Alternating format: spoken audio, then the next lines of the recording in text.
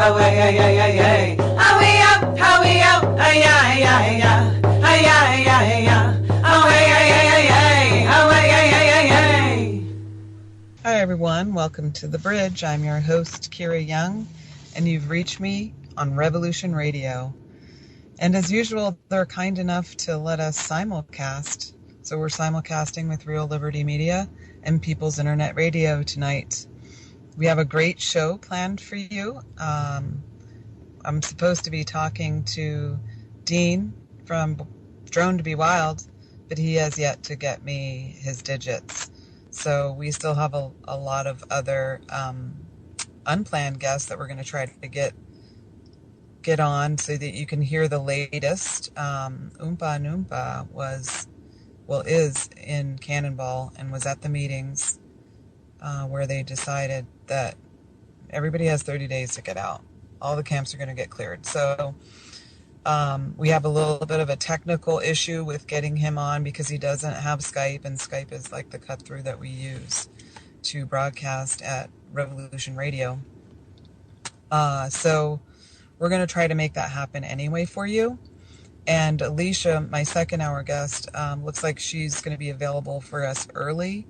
So Alisha has been to Standing Rock several times, and she's involved with other camps in the country that are popping up. So we're going to get her in here to talk to you about her activism.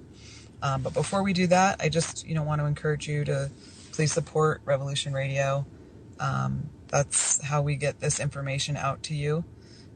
This is real alternative media. This is like the pirate radio from back in the day. That's what we're doing here. We're getting information out that the elite doesn't want you to know, that the powers that be would rather you not figure out.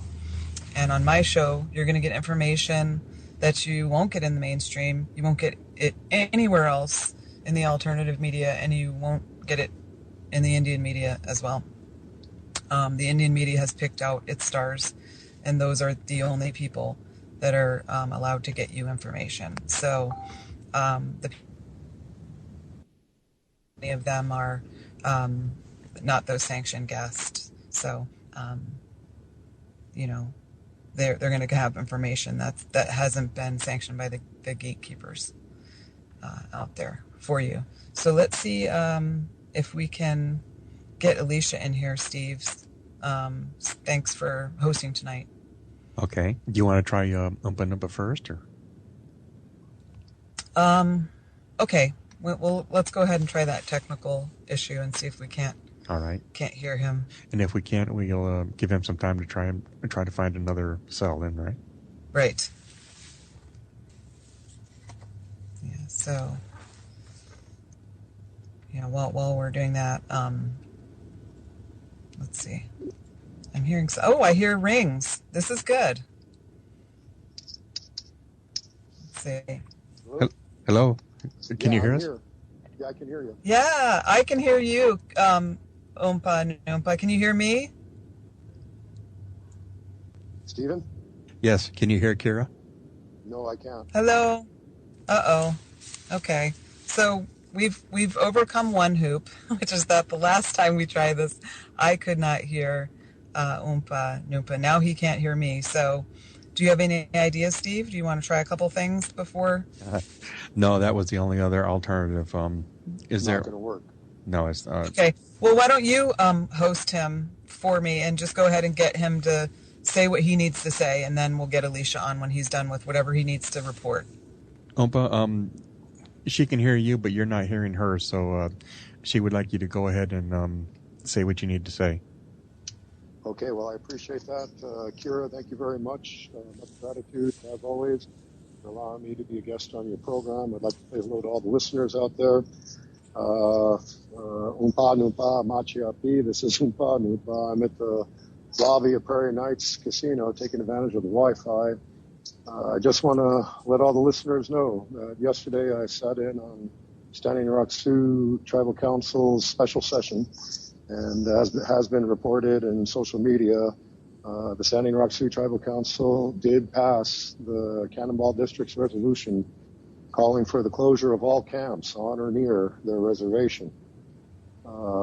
Camps have already responded to this, particularly LaDonna Allard's camp, Sacred Stone, which is located on the reservation and partially on Corps of Engineer land, that they're not going anywhere. Sichongu camp, the Rosebud camp, again on the reservation side of the Cannonball River, has made it perfectly clear that they're not going anywhere.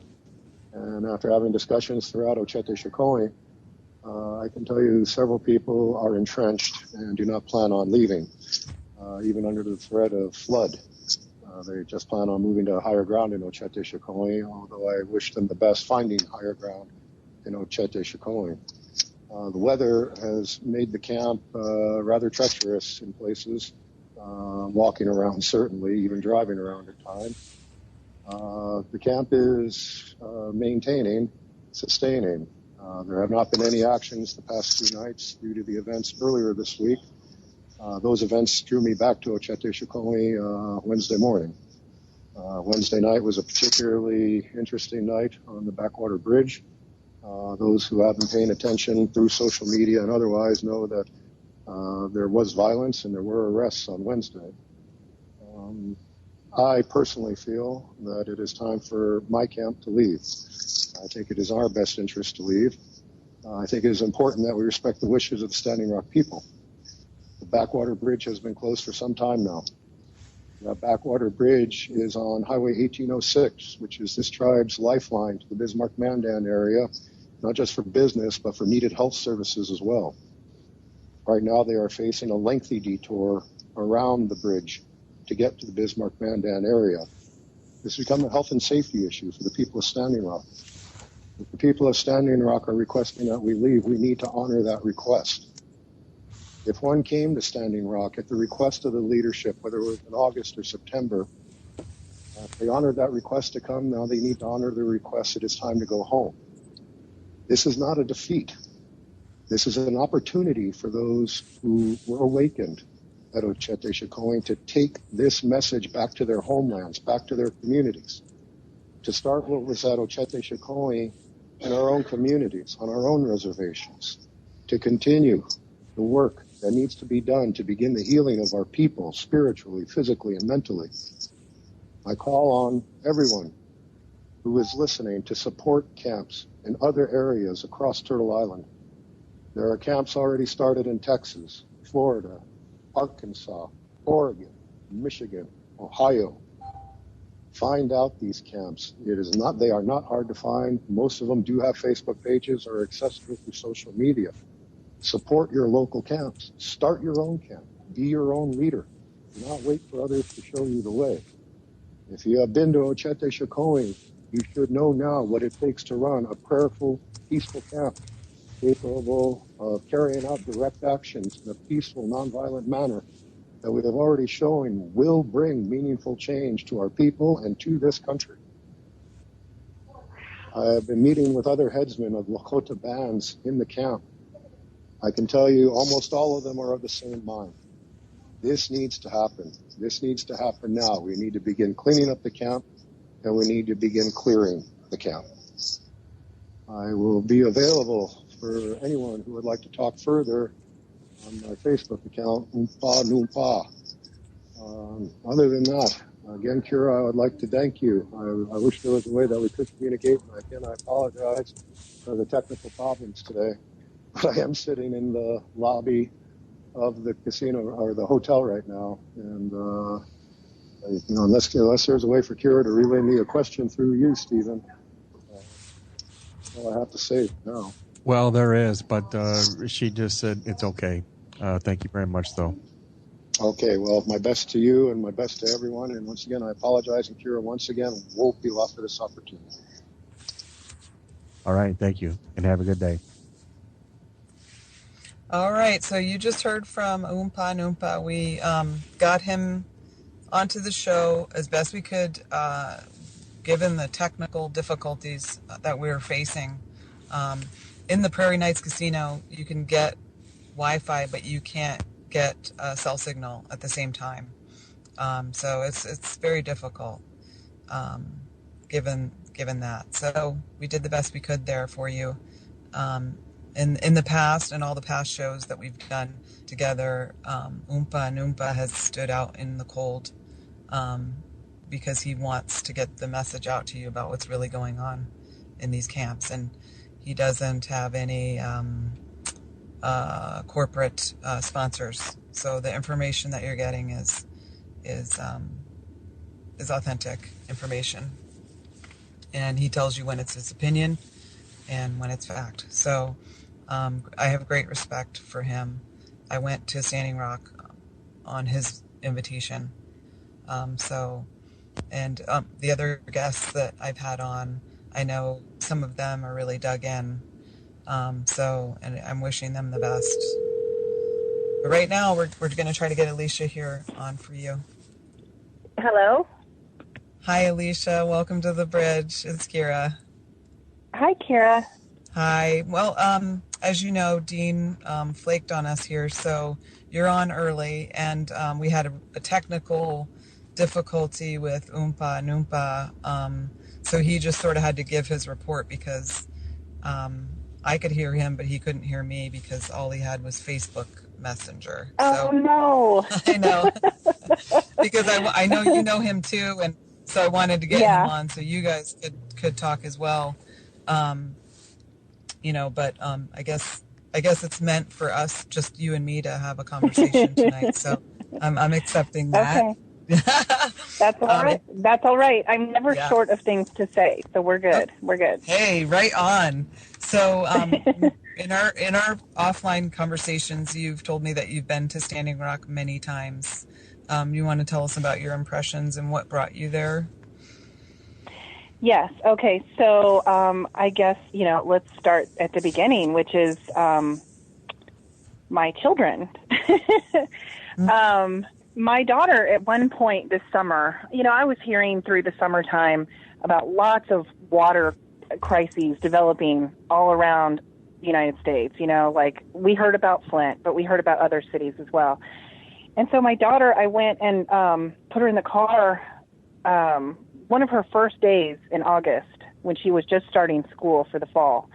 And she got in and she said something in the back seat about Native Americans and water.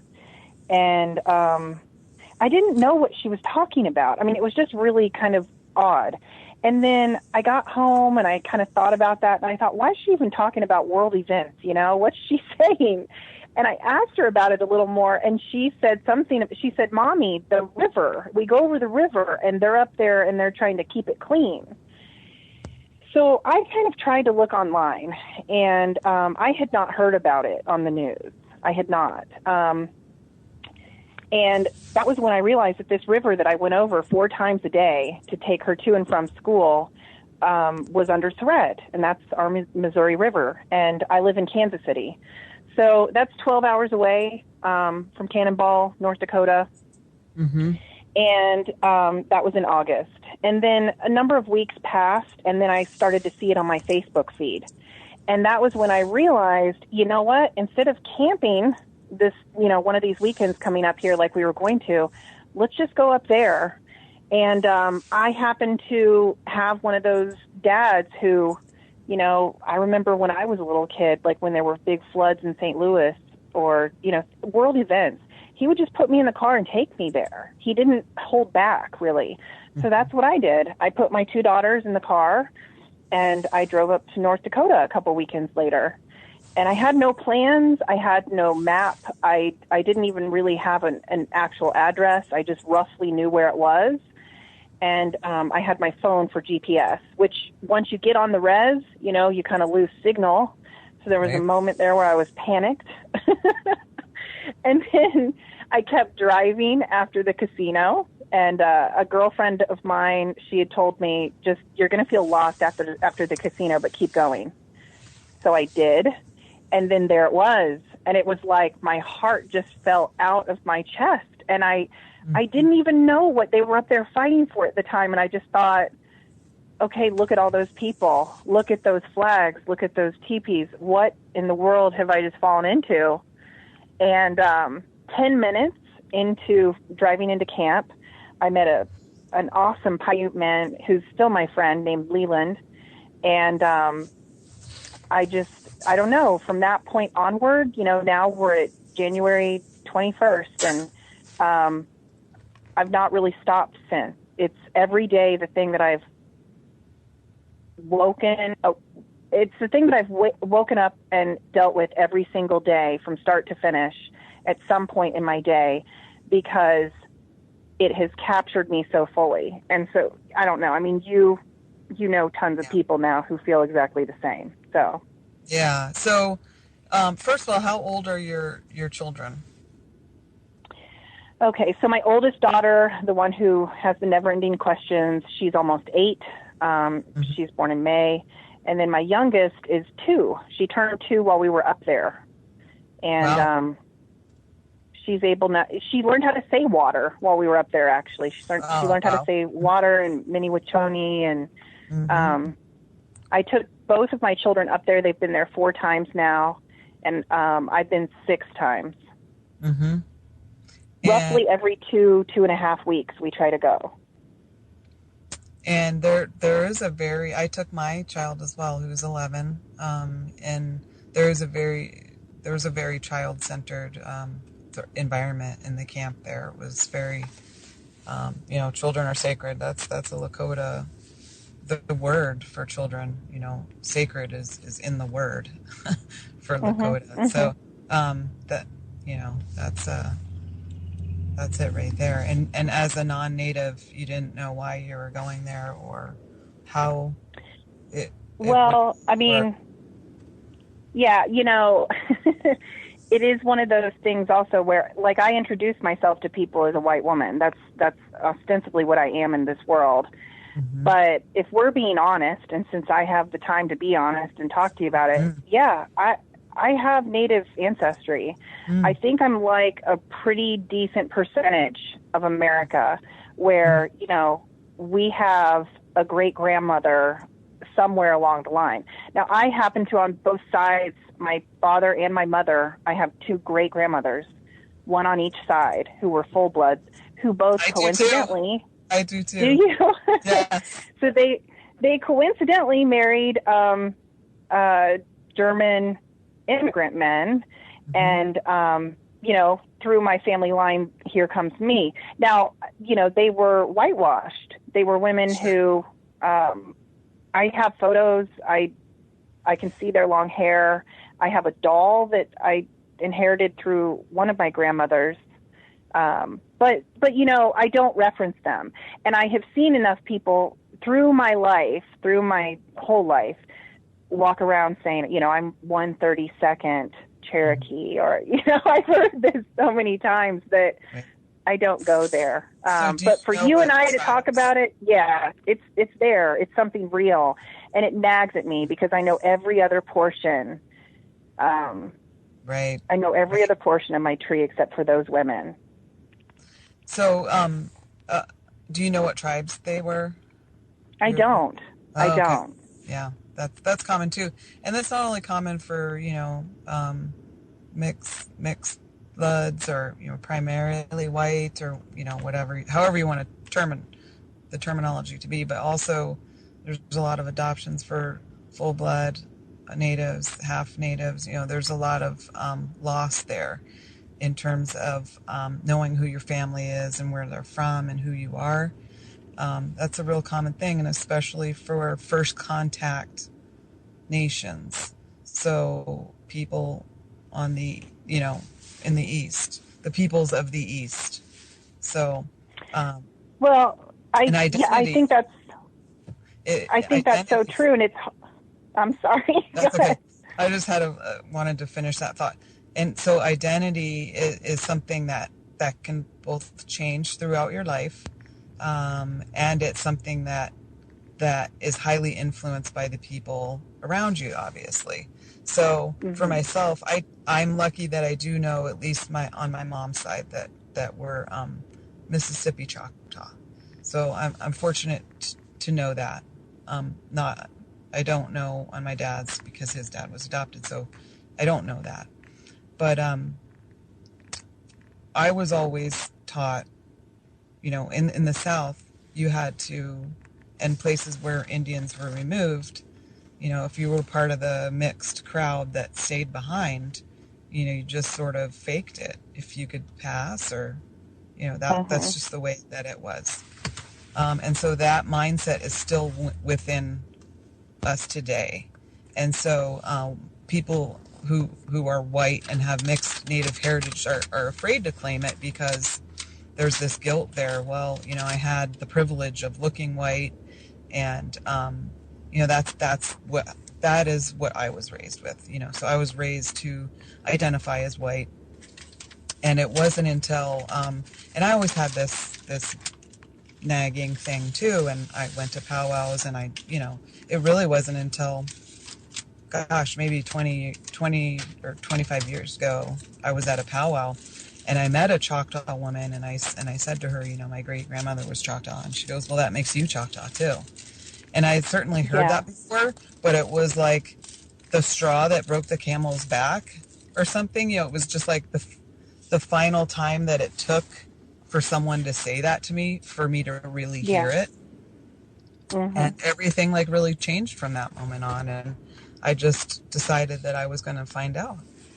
And from then on, so now I claim my heritage because it's what I am. I'm not trying to say that, I grew up on the res. I'm not trying to pretend to be anything that I'm not. But I refuse. I no longer will pretend that, that I'm not also Native too. So, and I've married a full-blooded, Native, and my son, I'm raising a Native child. So, what's going on in the Native world affects me. It matters to me. Well, it affects us all, actually, whether we realize it or not. But it matters. And so that's why it's central for me. So my hair, I'm 47 years old, but I've had gray hair since, I was in my 20s. And so I dye it, and I dye it red, because I'm not trying to try to make myself look more Native. I'm very pale, and I really don't care how people perceive me anymore. Yeah. That's kind of where I'm at. So, yeah, if you want to get into it. My daughters both have different fathers, and my oldest daughter is half Chinese. Well, she's half Taiwanese. And when we first arrived at camp that first time, she looked at me and she was like, "Mommy, there are kids here and they look like me." And it just choked me up. It still chokes me up now just to talk about it, because it had never occurred to me in her lifetime. She didn't really run around with kids who had skin that looked like hers every day. And she does have skin that is just naturally, beautifully darker than mine, hair that's this brown shade. She looks like a Native child. And when she's running around playing with those kids, it just was a transforming thing for her from that very first visit. And my second visit when I was in camp, I had a horrendous nightmare. I normally have vivid dreams, but this was a nightmare of epic proportions. And I woke up in the middle of the night and came out of my tent that I was sharing with the girls, and I went to my car because I just was panicked. I was in a horrible panic that I needed to get out of camp. I needed to take my daughters, get as far out of North Dakota even as I could, was the urgency. And I mean, without going into the full details of the dream, I later the next day went down to the fire, and I just sat there. I prayed and I sat there for hours while my daughters played off in the distance. And there was a man who was sitting next to me, and it turns out, I didn't know that at the time, but it turns out he was a medicine man who did all the sweat lodges for a lot of the prisons in the 3-state area around there. And he looked at me and he said, "You look troubled." And I started to talk to him, and he explained to me that, traditionally, when you speak with somebody that's a medicine man, you give them an offering of tobacco and let's have this conversation. But he said, "I am interested in what you have to say about this dream, so let's talk about this." And we went to the side and we spoke, and that was when he explained to me about the Whitestone Massacre in connection with my dream. And he talked to me about the trauma that was on that land. And we talked about those grandmothers of mine. And I don't know. I think I don't have answers what all that's about. I don't have anything definitive I can really just sink my teeth into. And I like facts. But here's what I know. You know, I know I have those women in my ancestry. I know they're the only 2 question marks in my ancestry. And I know I'm a single mother of 2 little girls. And I know that the most powerful thing that's happened to me in my adult life happened up there in Standing Rock. And so every day, I think that's part of why I'm working so hard for this water right now. And maybe I will the rest of my life. I don't know. But the more I learn about Native people, heritage, Lakota, the language, the more I learn, the more I just want to share it. So like, you know, even a couple months ago when I was learning about the Civil War and the history of Native people fighting for our own country, you know, the country that denies them of so many rights. There I was, you know, posting about the Civil War and pulling up old photos and, you know, talking like a historian or something. So those women, somehow they're coming through me. They are. Yes. And the natives serve in the military per capita more than any other group of people. And that's right. We have a long history of brave, you know, Native veterans of every war that America has ever engaged in. That's absolutely true. The history of code talking, for instance. A lot of people are very familiar with the Navajo code talkers of World War II, but my peeps, the Choctaw, were the code talkers of World War I. Oh, wow. Yeah. Mm-hmm. Yeah, so we've got a long history of pretty incredible Native veterans. And a lot of people don't understand that, and I think it probably takes a lifetime to understand it, but all the Native veterans that I know are in warrior societies, so you know, those are warrior societies that have carried on throughout time, you know, so they keep them going. But since we're on the whole, I consider us veterans as well because we went to Standing Rock. That's probably true, yes. It is a war zone. You know, so there's that too. And there is this, there is a transformation going on of the actual identity of what Native warrior, what it means to be a Native warrior. And Standing Rock is part of that. And it's also one chapter in a very, very long book, and a book that's still being written.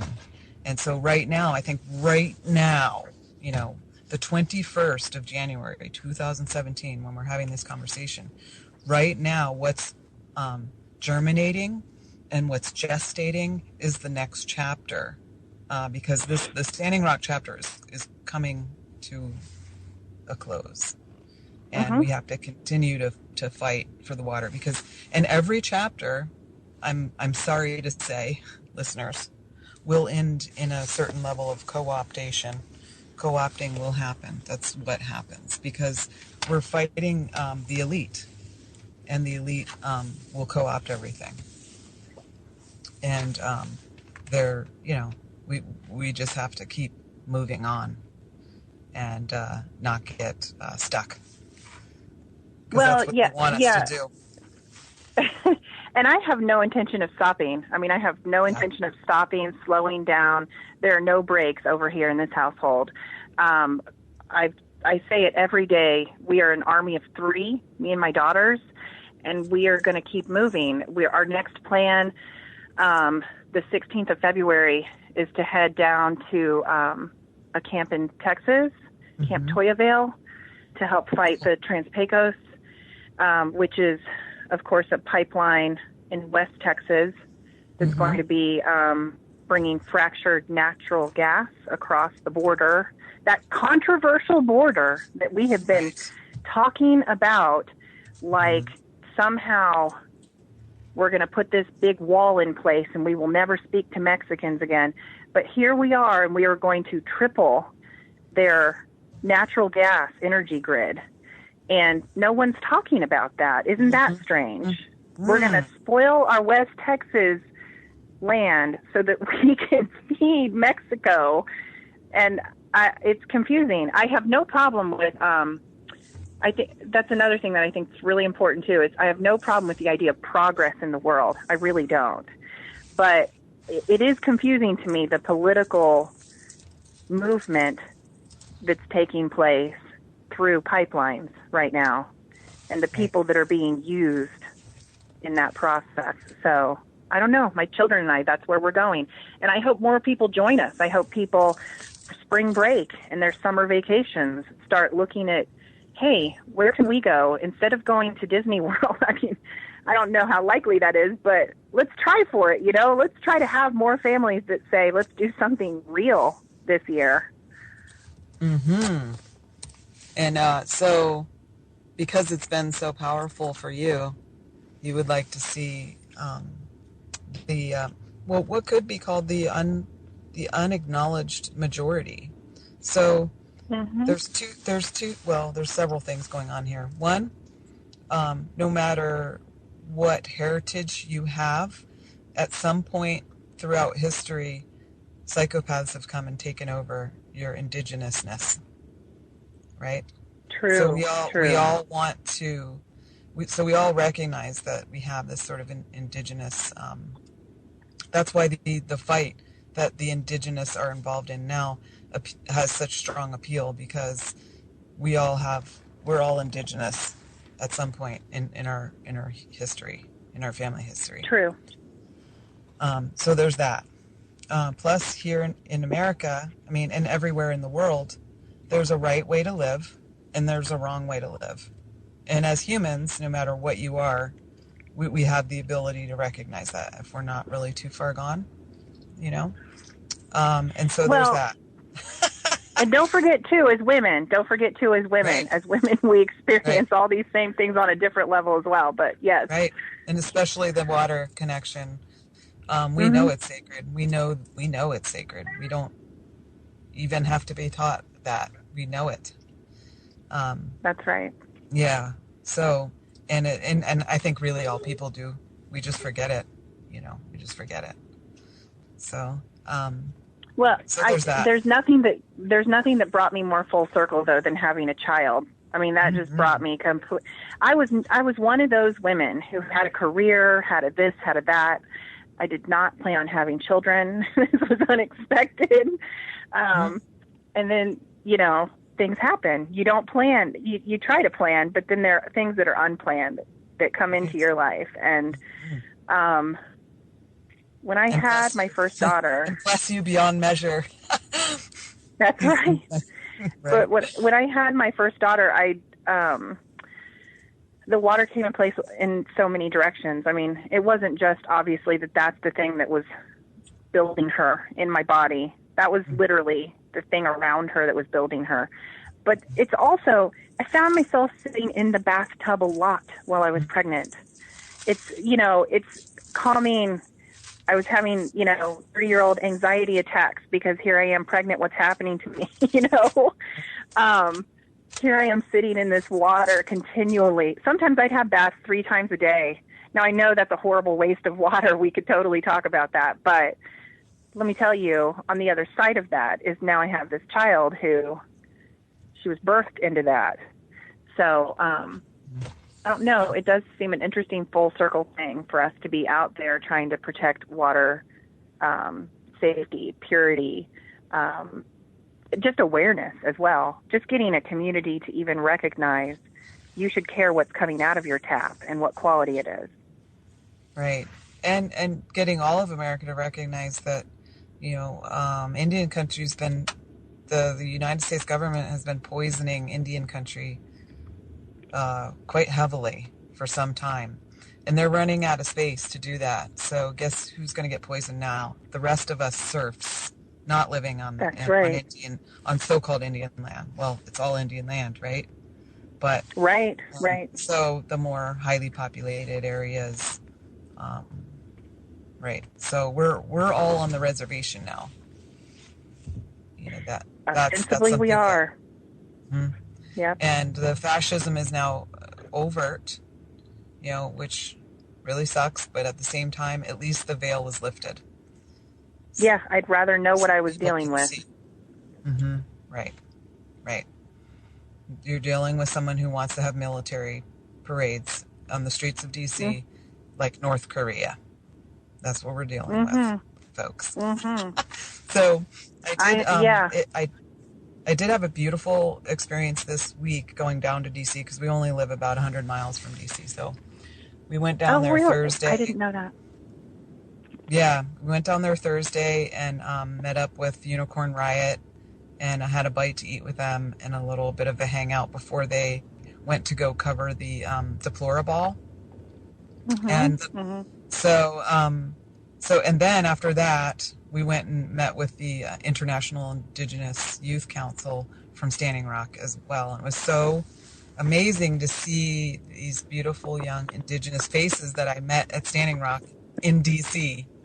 And, so they're very active. And that was an amazing experience. So we went and we dropped them off. There was a round dance that was going on, a NoDAPL, like anti-Koch brothers round dance thing that was going on right near the Deplorable.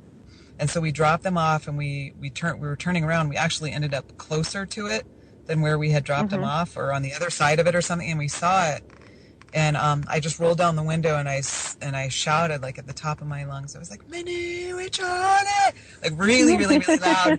And then I heard back, "Water is life." And I looked over and I saw these people were holding a big banner, and they answered us back. And then my husband gave this big like war whoop call. And it was just like okay, life is good. But it was crazy. It was really crazy down there, even Thursday. But I didn't go Friday because I had to work, and I didn't go today because I have the show. So, well, all those years when I was an adult that was childless, I lived in the Baltimore, Washington area that whole time.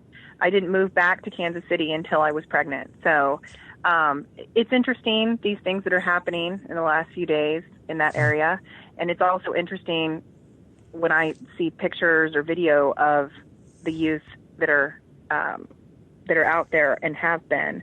And actually, I mean, I have a really soft spot in my heart for all of those people who are with the Indigenous Youth Council, including the adults who helped orchestrate some of their big efforts, because those are the future leaders who absolutely got us all up there to Standing Rock. It was kids who did that.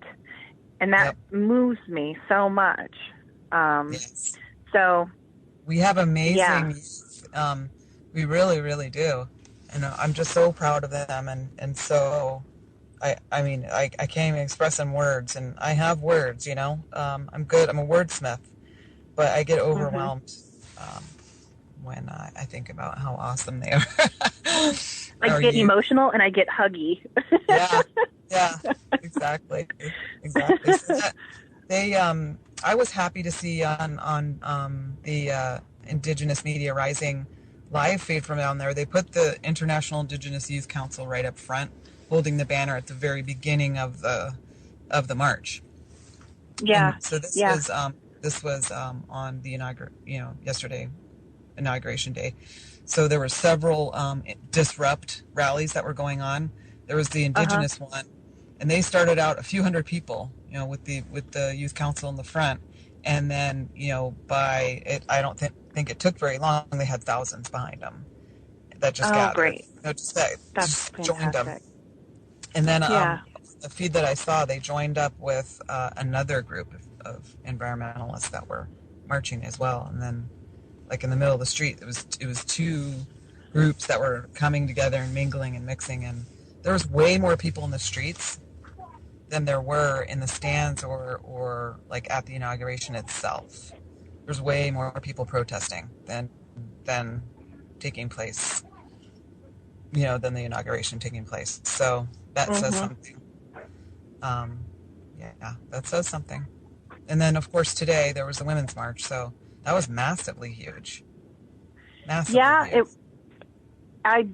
It felt very strange to not be a part of that because I have so many friends who are in DC right now. And I started my morning via Facebook Live in France because I have a friend who's formerly from Baltimore who moved to France recently with his French wife and his 2 daughters, and they were marching in solidarity with the marches that were going to be taking place in the United States. So that was interesting. You know, there I am kind of watching and participating in that, so to speak, from Kansas City.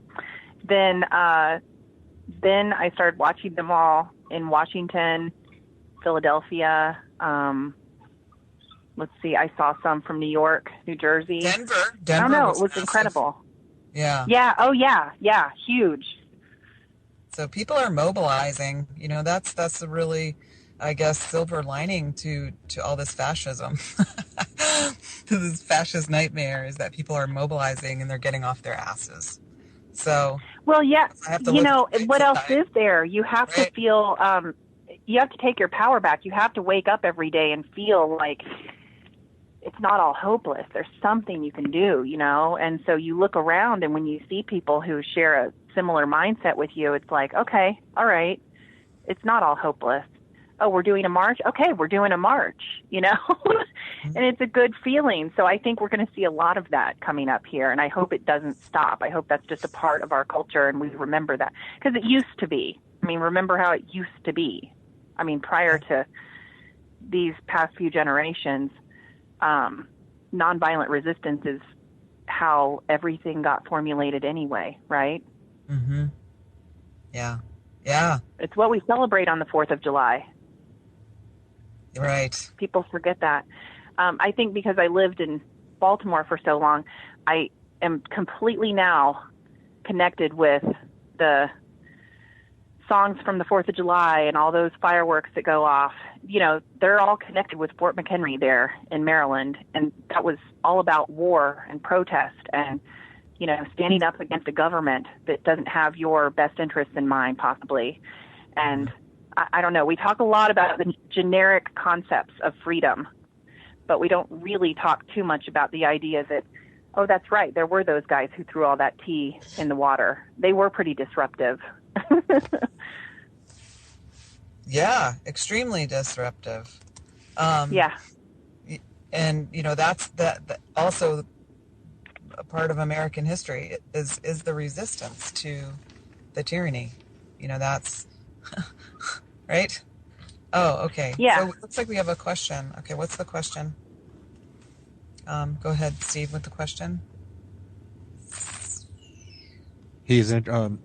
Patty is interested if either you two ladies know of Harley Swifter Reagan. Harley Swifter Reagan, do you know? No. Okay. Sorry. Should I know that person? I don't know. I don't really know either. Okay, that was the question from Ireland.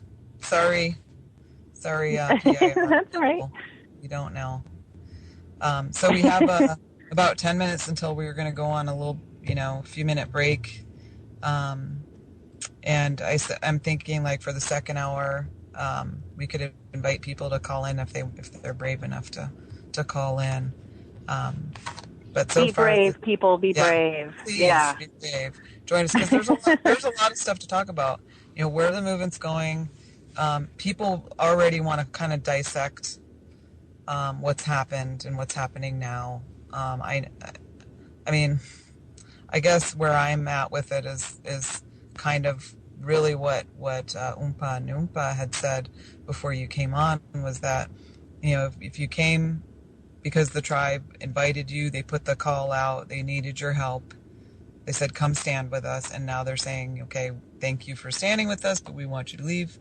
Like, maybe it's just time to leave, It's right. It's treacherous, it's dangerous, it's going to flood. I understand why they want to stay at the same time as well. I mean, I understand that because they know this thing's going to go through, especially with Trump in the office, and they're still there. They're still protecting it.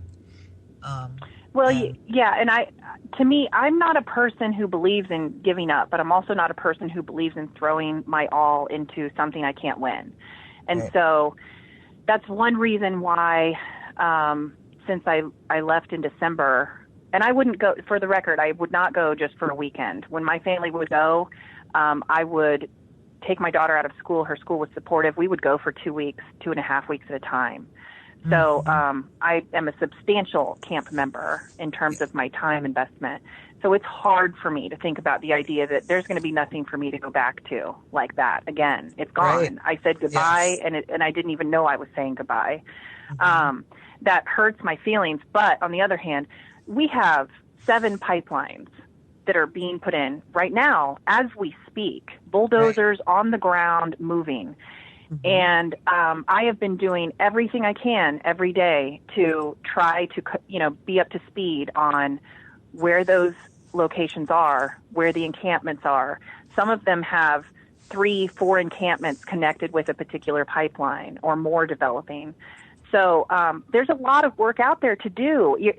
It's not just that all is not lost by leaving Standing Rock. It's that we need you elsewhere. We literally need you elsewhere. Yes. And if you listen to the message that Petsman delivered, they talked about the extinguishing of a fire less than they talked about the notion of taking that fire and taking it in 4 directions.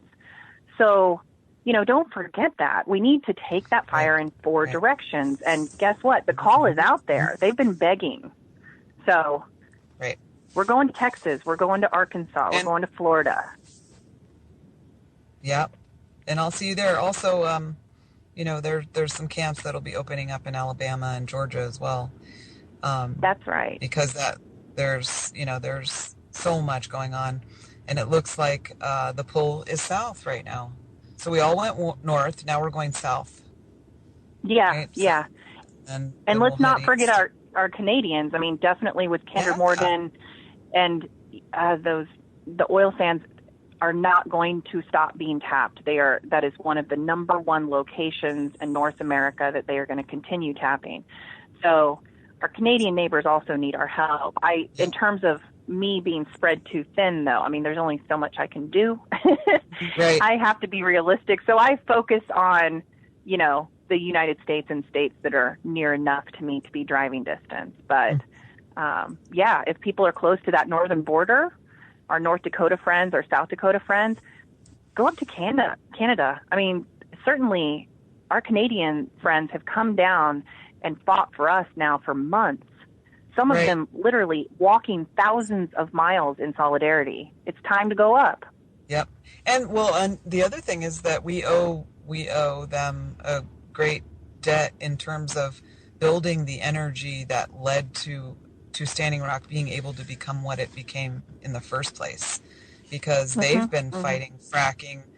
The First Nations people have been on the front lines from the beginning, and they're the ones who produced that iconic image of the woman and the feather, and with holding her feather up in front of that line of cops. So it takes those type of images that for people to see what's really going on, for it to finally sink in. And I think, had First Nations people not been making those types of headway, Standing Rock would never have been able to get to where they got. And even though the things that are happening right now are disheartening, we still won a lot there. We won a lot of battles there. We lifted the veil on the police brutality that Native America has been faced with from the first arrival onward. We lifted the veil on that, because when the average non-Native American in this country, you tell them that natives are subject to police violence more than other people, and they're just like, no, that's not possible in this America today. It's America. Right. No. So they got to see this is what America really, really is. Like, yes, they've seen firsthand. Right. And there's so much video footage. There is so much documentation out there that I would hazard to say that I will someday be an 80-year-old woman, and if some form of YouTube still exists, I will now and then run across a video at 80 years old that I had never seen that was made during this time while I was physically around. And I think that the conversation now, certainly in the circles I follow with it daily, but I would say on a weekly basis for probably most average friends of mine in the Kansas City area, on a weekly basis, they're hearing about Indigenous people. They're hearing about the concerns. They're hearing about some kind of brutality that once again was waged against them. Just having that as a discussion, even once a week in their lives, absolutely moves mountains. Yeah. Mm-hmm. Yeah. Huge. Amazing. So when you think about going down to Texas, have you already made contact with some of the people down in Texas and in Arkansas? Do you know what you're... I have a rough idea of how this is going to transpire.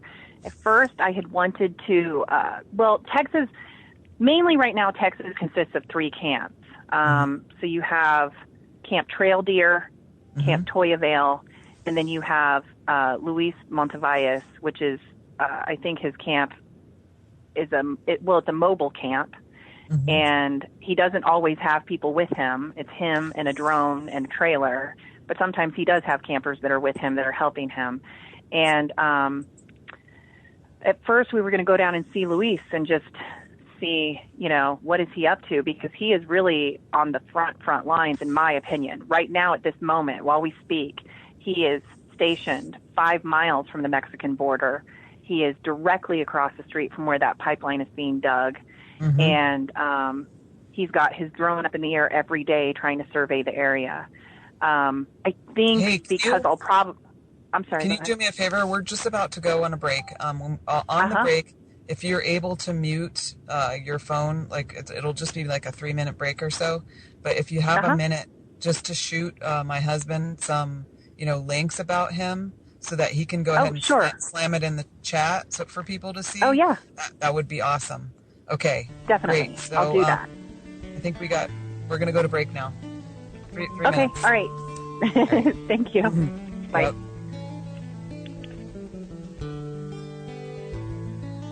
Hello. Welcome back to the second hour of The Bridge with Kira. It's the 21st of January, 2017. 5 p.m. Eastern Time, and I'm talking to Alisha, Vincent, who and we're talking about activism, about water protection, and I'm thankful for all of you who are listening tonight. Are you back with us, Alisha? I am, and who would ever known that I am going to be introduced as an activist one day? I would have never predicted that. I know. Wow. People are calling me that now too. So yeah, and that kind of. But that's what I am. Yeah, it is. Yeah. So anytime you're, we're in active resistance. If you look at the sort of subtitle of my blog, which is called "Psychopaths in Charge." It's dispatches from the Creative Noncompliance Camp. So I started that in November 2013. So I'm getting pretty well versed in creative noncompliance. That's right. That's what you have to do. Earning that degree. Right? That is the strategy there. Yeah. And that's existence is resistance. That's what we're learning here today. How to resist the Borg. The Borg, yes. Resistance is not futile. It is not. Yeah. My catchphrases for the week are resistance is not futile and grab life by the taco. I could get behind that, Kira. Yep, that's how you make it all better again. That's the t-shirt we need. Yep. Yep. So if you're going down to Texas, you might be eating some tacos in camp. That would be wonderful. I probably will be. Probably. Yes. And so everybody digging in at Standing Rock, please come south. We all got, we need you, and we have good food. Yeah, and my friend Josh Mitchner, he is one of the chefs that's down there right now at Toyavale. He just left Sacred Waters Camp, so he's literally feeding the people and feeding the people of this movement. And he has this fantastic container of water that's on his dashboard when he's driving, and it's like it's Standing Rock water mixed with Suwannee River water, I believe, from the Sable Trail fight. And then now it also includes waters from the region of West Texas where he's at with the Toyavale camp. So how great is that? He's like mixing it all together, and it's this beautiful blended concoction of brotherhood. Beautiful. Wow. And it's like the fire, right? So the sacred fire goes it's to like the four that. directions. And That's right. Yeah. Water is life. Water is sacred. Our rally cry is water is life. And I love it. And now as I've been speaking about for the past 2 weeks, I want us to have this idea in our minds that it's all Indian land, and we have to fight for it all. It all matters. Yeah. So wherever you are, that's where the fight is. Wherever you are. Well, yeah, and one of the things that a lot of people that are our opponents in this. Right. Go ahead. Fracking should not even be legal. It's so destructive and to the environment. It's not worth the energy that we get from it. The only reason they are doing it is simply for profit. There's no attention paid to the damage that it does, and they don't have to pay for that damage. We do. They make all the profit, and we pay the price for the damage. So that's not acceptable to me. It's just not. It's not acceptable to me, and it will not be acceptable to our future generations. I think that's what's most important. I think they really will look at us under the conditions that we end up leaving them, and they'll say, "Okay, so did you try to stop this, or did you just help it along?" And believe me, I want to be one of those ones who stands on the side of history where I tried to stop it. And when you talk about profit, that is entirely what it is. It's all about profit, overseas profit. I have been really doing a lot of research lately into Chinese fracking and how we introduce them, literally train them, actually, how to do this process over in their country, which is something that hits home for me on another level as well, because I had an exchange son who lived with me for a year. He's from China. And when I look at what they are doing to their country, 3 times the speed that we've done it here, they're now surpassed. We just taught them 4 years ago how to begin this process of fracking, and they started their first wells. And now they have far surpassed where we're at. They have twice as many reserves under the ground as any other nation, twice as many definitely as the United States. So they could drill twice as much and still be drilling.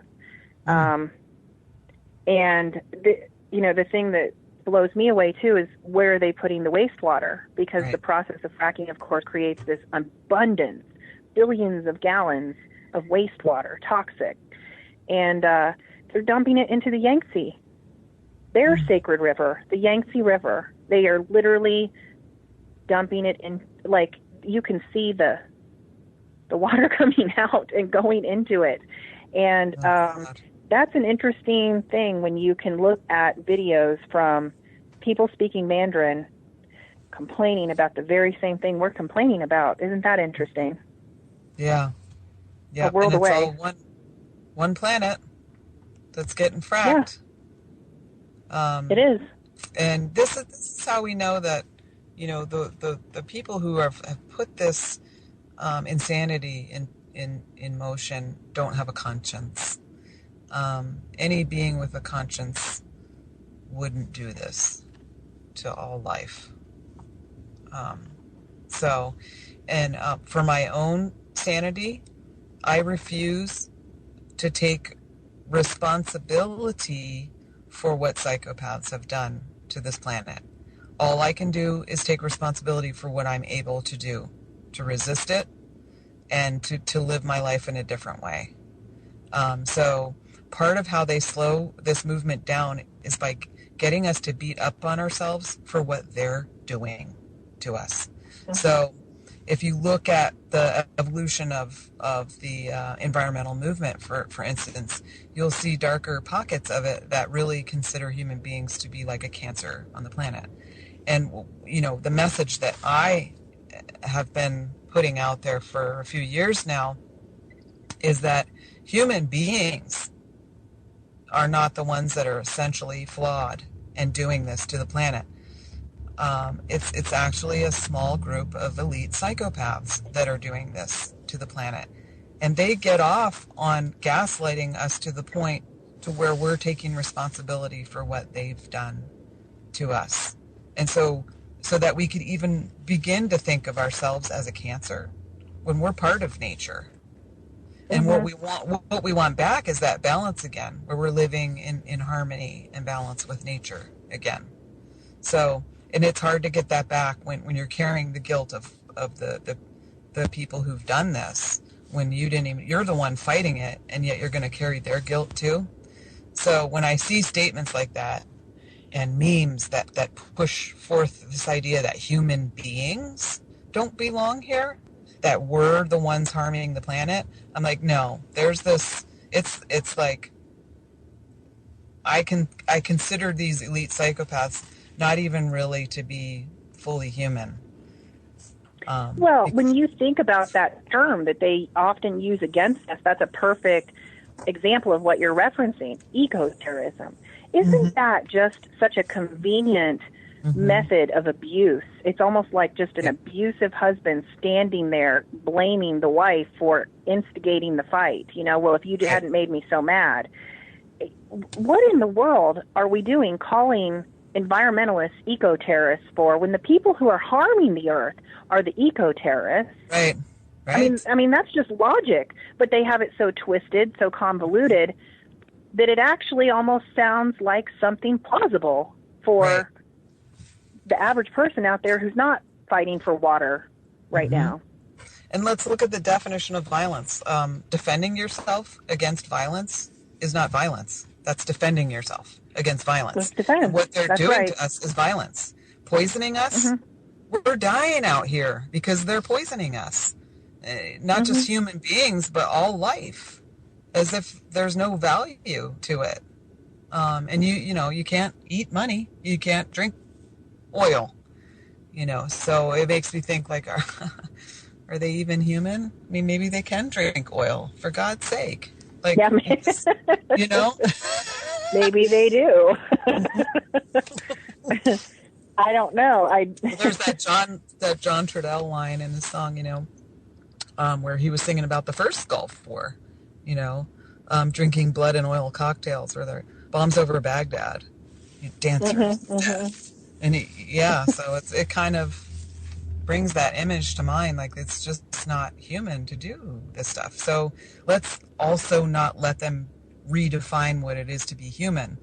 Let's take our identity as human beings, as we're part of nature. We're not a cancer. We're part of her. I guess my take on all of that, and particularly that well-established group that you're referencing that's, really taking the reins on all of this and trying to decide our future fate. I try to honestly not focus on them or that. Mm-hmm. And the only reason I can probably surmise that I try to avoid thinking about what their motivation is because I don't want to get wrapped up in their negative head drama. I don't want to invest myself in their logic because there is no logic for me, and I already know that's going to be a dead-end street. So in terms of my time and my energy that I can invest in the course of the day, I wake up and just try to move forward thinking, okay, what can I do that's honorable today? What am I doing today for that water? Just like the man who wakes us up in camp, keep up, ho, wake up, get up. Yeah. what are you here for? This is not vacation. You're here for a reason. You're yes, here for a the reason. Oglalas have been up for 2 hours, and we had, by the way, my Oglala camp. We'd been up for 2 hours when he said that. We always laughed. We I almost didn't never sleep slept, at all it seems. in camp. Yeah. I couldn't. I could not. It was very difficult to sleep. I just felt like I had to always be sort of on high alert to protect my son, you know. So, yeah, I didn't sleep at all in camp. I think I simultaneously had some of the best sleep in my life while I was in camp, and then also I had some of the most sleepless, fitless nights ever also there. And the one constant, regardless of what took place with my sleeping hours, the one constant was you'd wake up and you'd hear people coughing, or you'd hear the flapping of that tarp, or you'd hear drums elsewhere in camp, or this is my favorite, you'd hear like the warrior cries. You know, like the first few times I heard it, it sounded like coyotes or something, and then you realize singing, that's people. That's people. Yeah, singing and everything. Yeah. Beautiful thing. I'm going to carry those memories forever. I hope we have an opportunity to repeat that over and over again. It would be a sad thing for me to have those as only mementos. Yes. Well, certainly people have teepees, and they can take them wherever they want to set them up, right? So True. Bring them south. We'll set them up. We'll set. We got good food. Did I mention that? You did. You did. And also grab life by the taco and come on south. That's right. Because we really need you. We do. Yeah. So I guess my whole take with what you were just saying about, not wanting to get in the headspace of what the logic is, because there's no logic. You're absolutely right. There's no logic to it. There's only pathology. And so for myself, because this particular pathology that they have they have a recognizable MO. And so for myself, because I've been targeted both on the individual level and then, on the communal and community level by psychopaths, is that it does help a little bit to understand their pathology and their MO, because it gets you out of situations where you can be led astray. So we got to look at that dark side too. But you're right. We can't completely focus on it. And we have to look at in terms of our leaders and the people that we surround ourselves with, if their words match their deeds. Okay, that's most important of all. If the words don't match the deeds, get away. Just get away. Right. That's well said. I have in my history, I have a not too distant relationship that was absolutely in psychopath territory. And I did a great deal of work, just healing work. Also, I put my children in all that healing process. Right. And then when I thought we were kind of on the other side of that, this is also when the Standing Rock moment for me came up in August. And in some ways, I also do believe that place saved me. And how interesting that here we are. It was almost like I was prepared on how to deal with the insanity of a narcissist or a team of narcissists. And so here I am, having gotten to the other side of that and having learned that pathology, what their motivations are, what the cues are, all those subtle cues, how you can avoid them. The one really big takeaway for me personally was this. It was, I've always viewed myself as a strong, independent woman. And I think the reason I fell into that relationship is because I kept telling myself, you know what? I'm strong. That thing he's saying there, he's just having a bad day, or he's just having this bad moment because this and this other thing happened. I'm strong. I'm better than that. Let me just help him. Let me help heal him over here. But the takeaway for me again is the idea that no matter how strong you think you are, those negative emotions and feelings and all of that heartful stuff heartful stuff. Mhm. It does sort of seep in you. It gets in your skin. And next thing you know, you look in a mirror one day and you're like, what am I doing? How did I get here? What happened to that strength?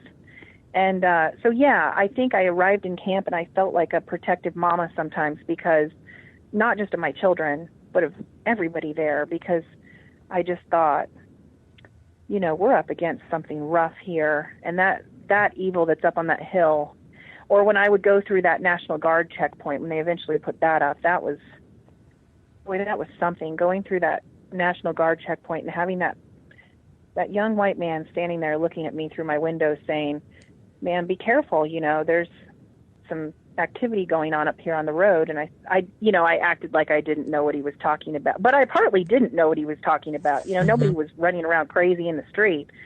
Right. And I asked him about that, and he said,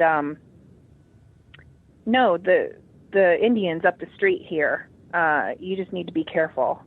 And I said, oh, you mean the camp, like our home where we're staying? And I pointed to my kids in the back, and he said, no, the natives, they're up here demonstrating. I said, yeah, that's our home. That's where we're staying. That's where and he just stopped talking to me.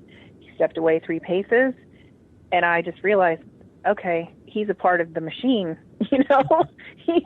And now Now you're in I'm the enemy. Category. Yeah, now you're Look in at another that. category. Yeah. Yeah, all right. We can check that off the list. You gave up your privilege by telling him you live there. Yeah. Yeah. Mm-hmm. So. Yeah.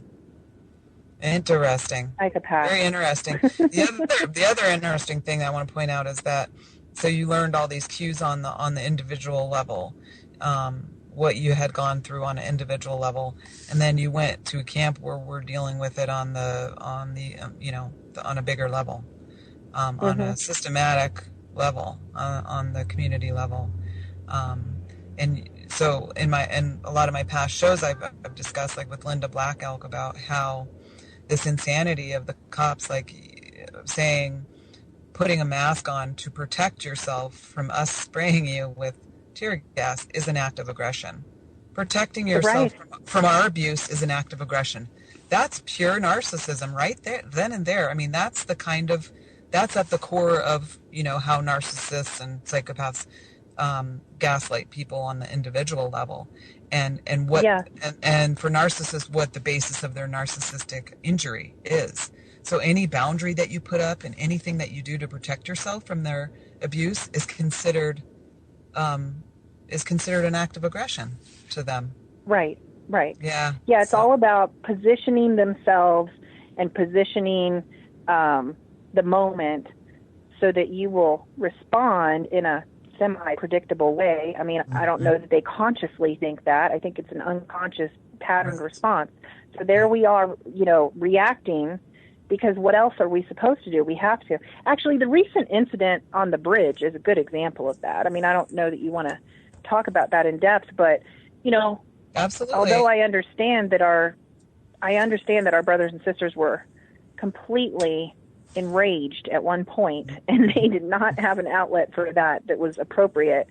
I think that one thing that is constantly forgotten in the timeline of those events, if we were to write them out item by item, is that there was this violent theft of a teepee that they had set up. Right. Now, right or wrong, and that was considered an act of aggression probably on their part as well, they did set up a teepee on our side, and it was violently taken down. They came over to our side, took the teepee, took the poles, and then now you have a handful of men and women at the time who were not videotaping, who were standing there stunned, angry, hurt, all of these emotions, and, you know, it became a predictable powder keg explosion. Right. Mm-hmm. Right. Yeah, so there's a lot of baiting, you know, and then the police are saying that that's all on one side, and, you know, it's really not. Before I heard the police saying that, you know, once it's structurally sound, once they find it to be structurally sound, it'll be removed. But then, you know, then you hear, oh, well, there's this agreement that there has to be no action for 30 days. And it's like, what? Wait a minute, really? That's an issue too. So that's what's going on. So it's Right, right. Look how we changed the argument when the facts aren't really aligning the way we wanted them to. Mm-hmm. Yeah. I was sort of stunned by the fact that there were so many people who rallied around in the last week here that have rallied around the idea that, they're going to open the bridge. Let's just keep no action on the bridge because they're going to open the bridge. Sort of stunned by how quickly those who've been oppressed forget that, because have we forgotten that they closed the bridge back in October? Yeah. I mean, we're talking about people who were demanding that bridge be opened, and then now quickly it was, but they were going to open it if these people hadn't acted so aggressively.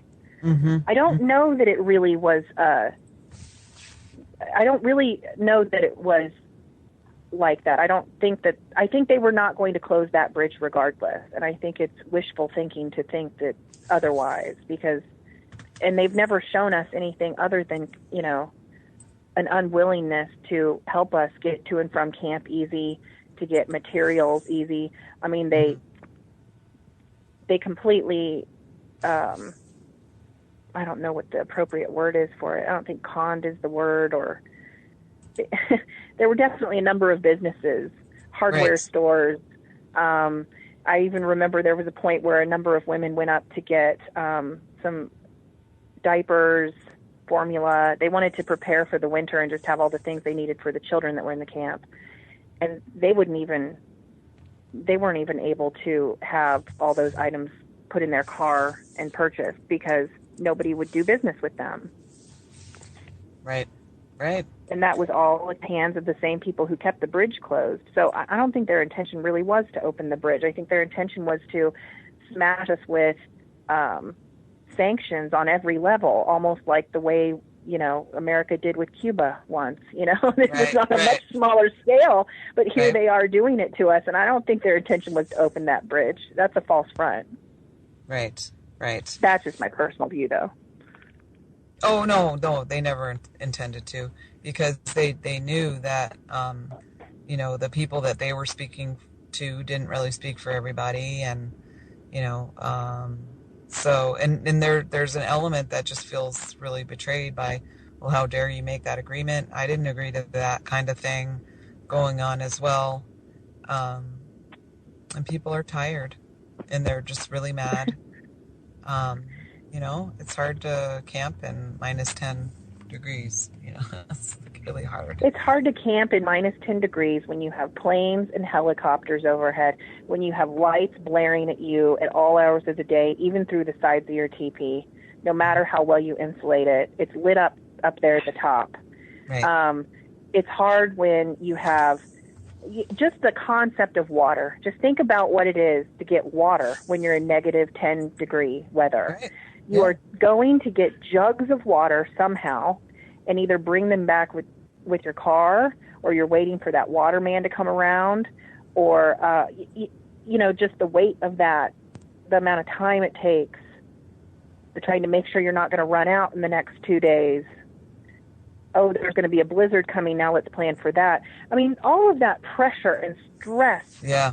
We talk about PTSD, but it's really more than that, isn't it? It's sleep deprivation on a Navy SEAL, introduction level. It's introducing them to concepts of violence by having that military equipment parked up on the hill. That Avenger that was there this last week, staring at them like somehow that wasn't going to seep into their psyche. Right. Yeah.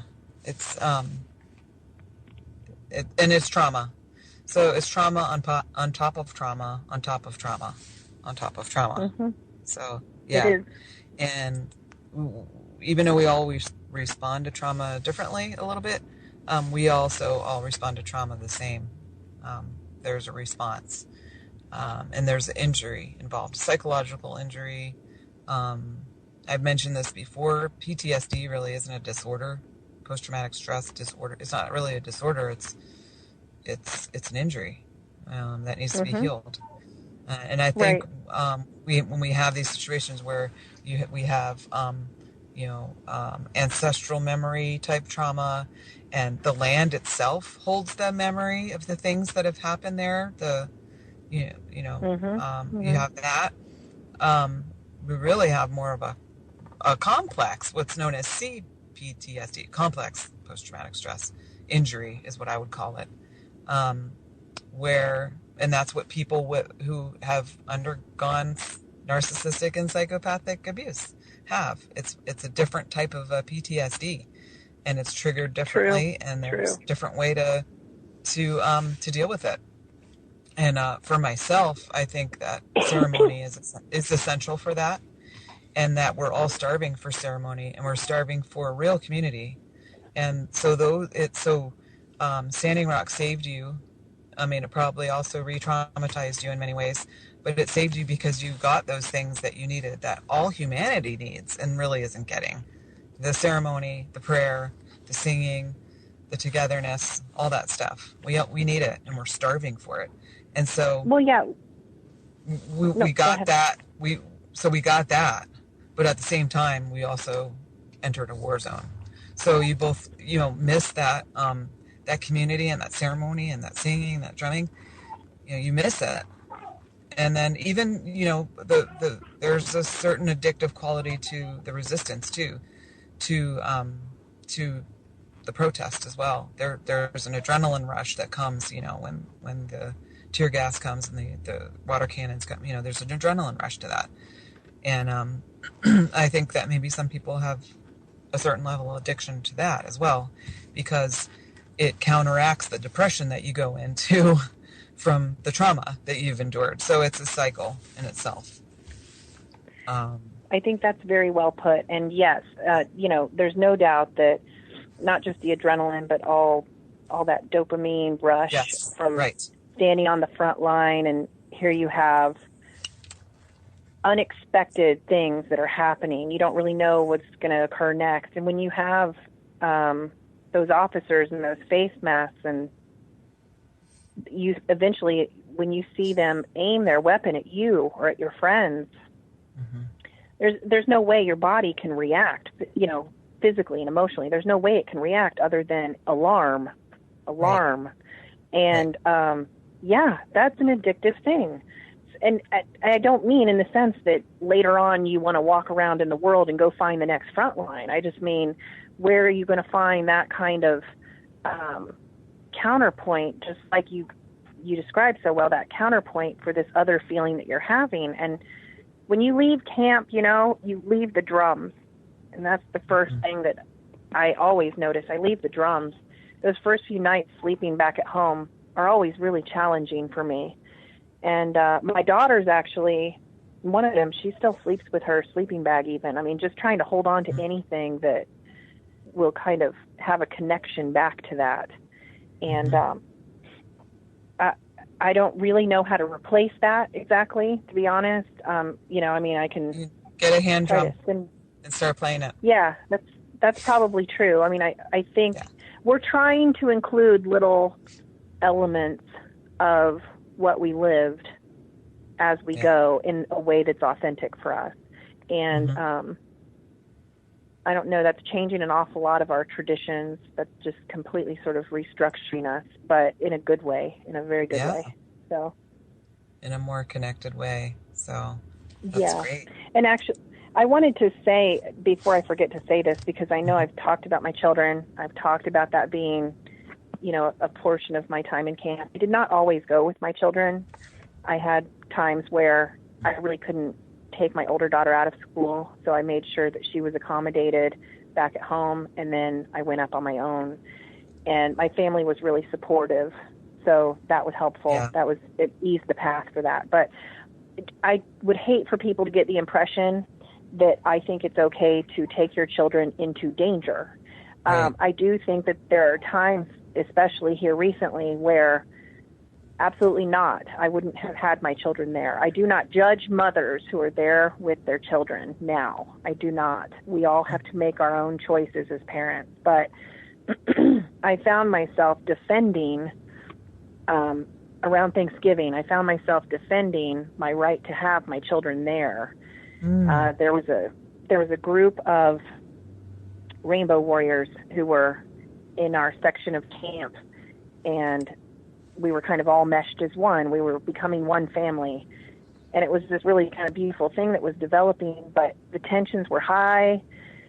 Of course, on Thanksgiving Day, there was a heated action, and up there on Turtle Island, and I was out there while my children were playing with other kids and being watched in camp.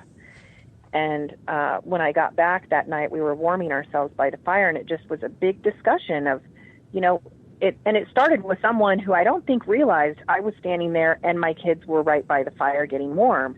And he said something to the effect of, there shouldn't be children here anymore. That's just the bottom line.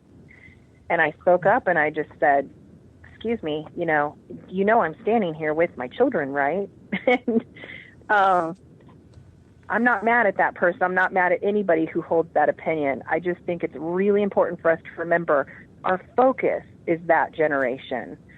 It's why we're here. It's what we're there for. And I think we need to take care of their safety, but I think they need to be just as much the face of this, because there's something important when I see children starting to learn what these terms mean, from like my daughter who's 7. When she talks to me about solidarity, she knows what that word means, She really does. When she looks at me and talks to me about a friend I just talked to on the phone, I get off the phone and she says, now what tribe are they from? And she really, she's absorbed this into her lexicon. So. Yes. Yeah, and here's the other part of that about bringing our kids with us is that not only do they need to learn what's really going on and what we're fighting for, but we don't have anything to hide. You don't see the police bringing their kids with them because they've got something to hide, and they're afraid. People ask me, are you afraid? Aren't you afraid? I had no fear whatsoever. But I also had no plan to get arrested or go on the front line. I was there as media. I was there to capture the camp life and get interviews with people who, who aren't normally let into the, select gate-kept crew that's supposed to represent all of Native America, if you get my drift there. Yeah. So I was there to bring their voices out into the world. That was my job. And so I felt like I could keep my child safe, and I did. Plus, everybody in that camp was there to keep my child safe. People don't realize how totally committed to keeping our kids safe we are. Yeah. Well, and I would love to give a shout out to my very first time when I was in camp, the male veterans who I met around that fire were unbelievably helpful and supportive. I had a moment where there was one man who just kept bringing me, like he brought me coffee while I'm holding on to my baby, and she's kind of like laying on my shoulder. She was not yet 2, and so she was kind of clingy at that moment. And he said, you didn't get dinner. You weren't in the line. Women and children are supposed to go first. And I'm sorry. She's not feeling well right now. We had a long drive. And next thing I know, there he is coming around that corner, and he had food for me. He had food for her. He had, cookies. And later on, after we talked for a long time, he'd bring me back gifts for them. And I just was blown away. I couldn't understand I kept thinking in my head even, why is this man being so nice? What's his ulterior motive? You know what it is this. He is, he's a veteran. He's a full-blood Native. He's a good friend of mine now, so I understand this more deeply. He is a part of a community that has a substantial number of single mothers walking around. And they support each other in a way that in my normal day-to-day community, I'm not supported as a single mom. Isn't that something?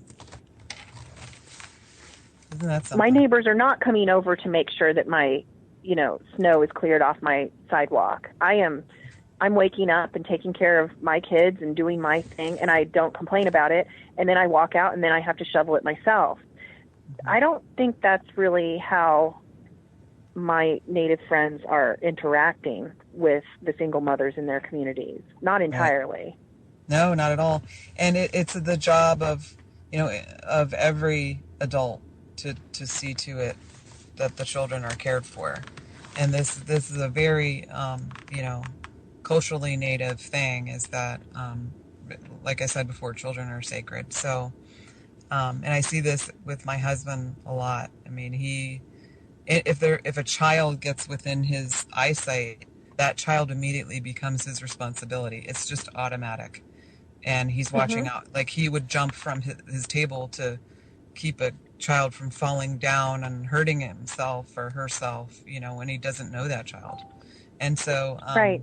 That's just traditional, and that's the way he is. And, we don't live in Native America, but he's still Native. He's still who he is, and he culturally, he still does that. When our son was in kindergarten, he used to walk him to school, and the kids would be having breakfast, and sometimes the kids didn't have money on their accounts, and they would cry when they found out they couldn't eat breakfast, and he would use whatever money he had to make sure that they ate. It's just an automatic thing. It's just a traditional mode of existence, and it's part of what a true warrior is too. A true warrior will give up his food for the kids to eat. Right. If there's not enough, it's just automatic. Yeah. A good friend of mine who lives in Fort Yates was talking with me this morning about just what's going to happen to his res after all these camps leave. Eventually, what that's going to look like, even just a few years from now. And, we openly talk about some of the drug addictions, the alcohol abuse. I've known him long enough that we can just openly talk about all that. But I just want to say, as I'm listening to you talk, think about the positive things that we just now were mentioning, things that are happening on the res that I don't even know that my Indigenous friends really think about on a daily basis, because it's such a part of their culture. I don't think they recognize this. Number one, we just mentioned, here you are supporting single moms out there who are struggling. Beautiful. It's a beautiful thing. I can't think of another culture in the United States that's doing that quite in that same sense of community. Number two, you have a return to language, an embracing of a language, and culture is carried through language. Let's not mistake that. Right. So you have that essential link. And then, the last one that I kind of have heard alluded to here, but is important to call out again, is this reverence for elders. When I lived out there in the Baltimore, Washington area, there we were on the trains often going into Washington. And if an older person got onto that train, what do? You're supposed to stand up and offer that seat. Not even offer it, just get up as an automatic. It's there for them to use or not, but you certainly don't need to be using it.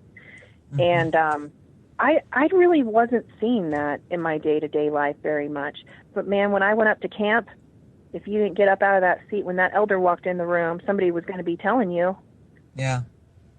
And my children, they were changed by that. Maybe not the 2-year-old quite so much, but definitely my 7-year-old. She knows when someone older in the community is walking in, you go ahead and make sure that you have you give them that nice space over there near the fire.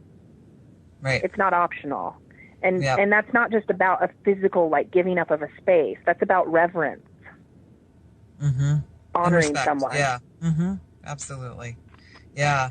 And at the same time, I really would like to also reiterate that we had many victories. We had many, many victories.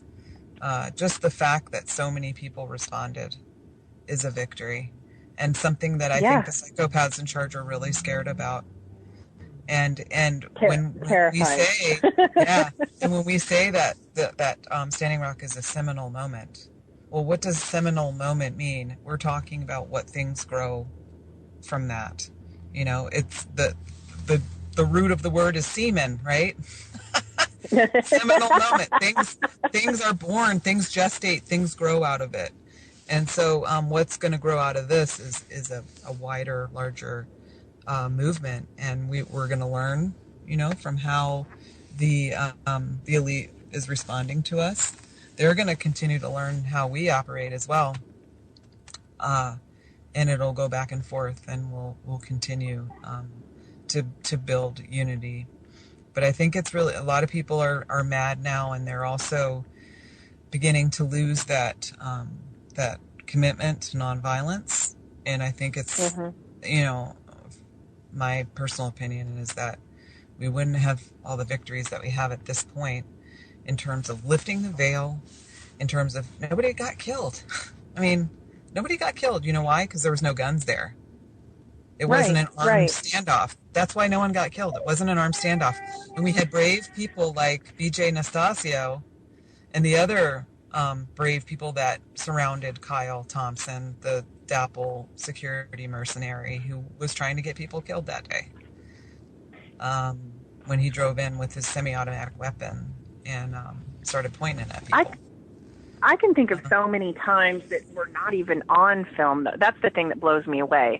The stories and the things that people I know who were there have the things that they've relayed to me that have happened that were not on film blow me away sometimes, because we have had many opportunities to have been baited and provoked and then responded with violence.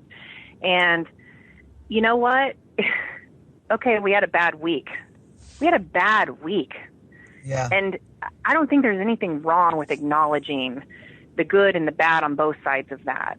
And being truthful, though, about the timeline of what provoked what and what was appropriate and what wasn't appropriate. I think it's important that we also look at that and tease it apart, because we aren't done. We aren't stopping. We have other places we're going and movements in other parts of the country, you know, down south where we're headed. And we need to know what didn't work here. So we do have to kind of talk about that. It's not about like poking a wound and pointing fingers. It's about trying to do it better. And that commitment to nonviolence is essential. And, you know, the Black Lives Matter movement, we of course know that that's a sister movement to us, or we are to them. I don't know which it is, but Native lives matter. Lives matter. All lives matter, of course. That's right. But, you know, just to get that sense of what does that mean? It also, just put also behind it, and that might, you know, you might be able to figure out for those who are just like, oh, it's all about race baiting or whatever, you know. That's the whole thing. Like, if it's not a problem for me, it's not a problem, you know.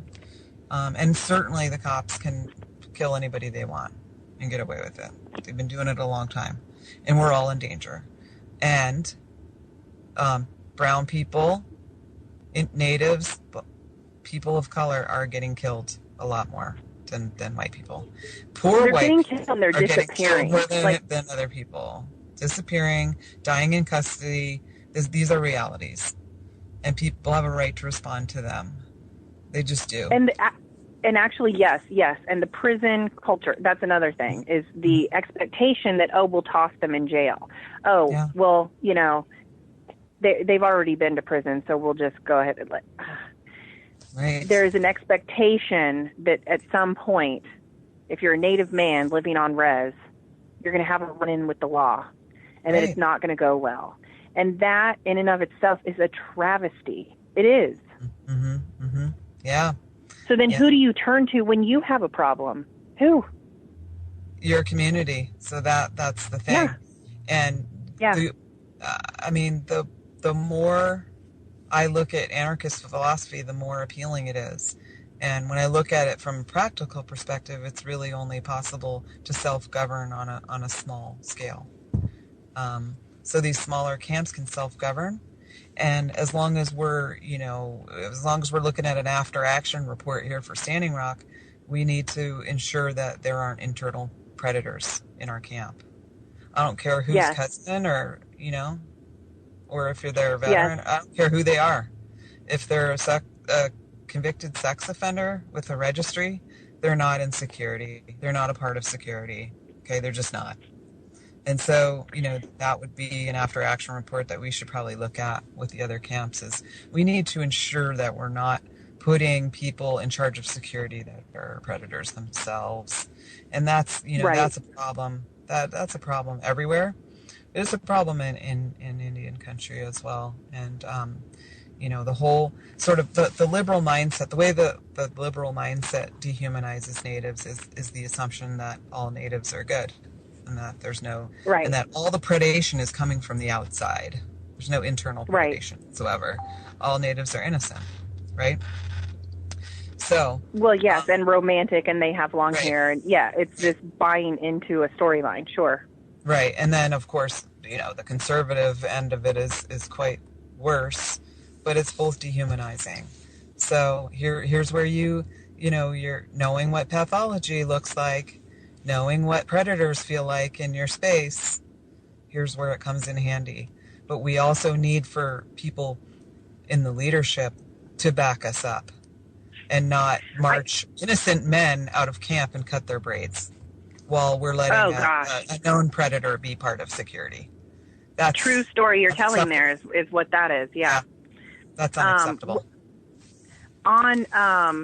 I think this was probably September. There was a meeting that I went to in camp, and one of the subjects that came up was this idea of sexual predators. How are we making sure that they are not a part of our camp or a part of our leadership? It's the exact thing that you're describing. And I was standing there with my 2-year-old on my hip, and obviously I'm tuning into that argument, that discussion. I'm listening. And it was a working meeting. It was people who were in the camp long term, and because I wasn't a weekender, I was staying for 2 weeks or 2.5 weeks at a time. It made sense for me to go to those meetings because I could participate in orchestrating smaller projects. Right. So as this topic was kind of passed around amongst everybody, one of the things that someone brought up from the tribal community there at Standing Rock was, you know what? A lot of our indigenous family members are not going to welcome the idea of showing their driver's license, giving us their tribal IDs, letting us photograph or scan them. That's going to feel like a target, like a labeling of them, giving BIA access to them. And so there was some ambivalence that turned into straight out, angry statements being made about how could you do that? Why would you consider doing that? So that's an interesting discussion in and of itself for people in future camps in their leadership, is to, come up with some kind of a system that does not make people feel like they are being targeted, but at the same time is on a level of awareness that, hey, you're coming into a community that does include children and families. So I don't know what the solution is there, but we certainly didn't find it. And that meeting I was in that I'm referencing is a perfect example. That argument that was brought up needs to be had. Yeah, it does. And at the same time, I don't think that getting this particular predator out of camp, it was known by the people who put him in security, who he was and what he was guilty of. That was known. And then once it became known on a wider level, it took quite a long time to get him out. And it was only when, the switch over right before the veteran showed up, there was a changing of the guard. And that was planned to begin with anyway. So it was only when they had the planned changing of the guard before the veteran showed up that they got rid of him anyway. So it wasn't even a matter of, we're hearing you. We're now going to get rid of this predator because you've asked us to. It was all part of the plan kind of thing. So, that brings up the subject of leadership. Situation, right. So the ID situation there shouldn't even have been an issue because it was known by the people who put him there. So, and it's uncomfortable. You got to call people out that do stuff like that, because he was a relative of the chairman, Standing Rock Sioux tribe. And everybody knew. Everybody knew. So I didn't know, Kira. Kira, I didn't know. but the people there, from the beginning, they did. They did. A lot of people did. And it shouldn't have taken that long. And it should not have. But and I've thought about it too. Okay, how could they insure it? And I went down that ID pathway as well. And then I thought, wait a minute, that's not even an issue here. This was known by people who put in there. And when it was brought up, kids are there and blah, blah, blah. Well, all the more reason. I had an interest in making sure that my children weren't really being photographed without my knowledge of kind of what the context was. So, I tried to make sure that they were allowed to run around near me, especially in the time when the camp wasn't so full. I could see them. They could be at a slight distance over there with the horses, but I could see them. I could see who they were with. I knew the children they were with. But, there's an opportunity there for, I suppose, somebody to have come up and taken their photograph. And I made sure that, especially my daughter, who was old enough to be aware, no, we're not having our photograph taken, because you don't know where that's going exactly. And we're already at the end of the show. Can you believe it? We came up with some stuff to talk about. Thank you so much. It's such a pleasure to talk to you. Thanks for having me. It was nice to talk to you, Kira. All right.